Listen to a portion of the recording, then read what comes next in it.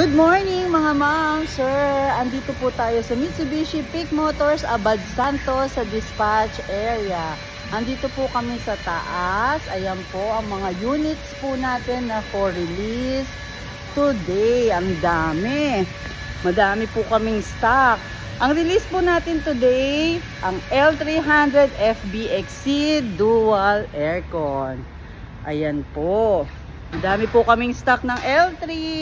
Yung mga may kailangan po na L3 natin dyan, inquire lang po. Ayan. For car wash na po. Thank you. Hi mga ma'am, sir. Unit release po natin today, L300 2024 FB XC Dual Aircon. Ito po yung ating 17-seater. Di bali, ang client po namin, si Ma'am Joanna, brother niya po, ang co-maker natin, which is Seaman po siya, paalis na po siya tomorrow. So, si ma'am, may tracking po siya, nag-start pa lang po siya ng business, na-approve po siya sa East West Bank. So, ang dali lang po ng proseso.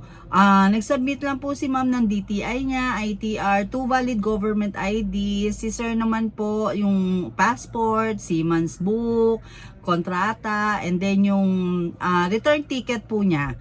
Meron din po yung arrival stamp sa passport po niya, which is madadali na naman po yung mga requirements po natin. Basic na basic po, na alam naman po natin na meron din po kayong mga same na documents, kaya madali po ang process. Depositor po sila ng BPI and BDO.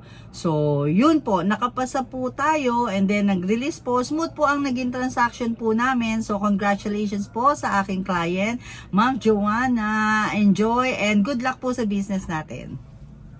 Hi ma'am! Ma'am, kamusta yung release natin? Process Okay natin?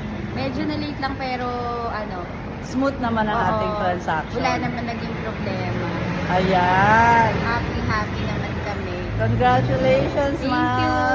Next time ulit. Opo, good luck sa business. Thank you. Ako si Kuya, sir.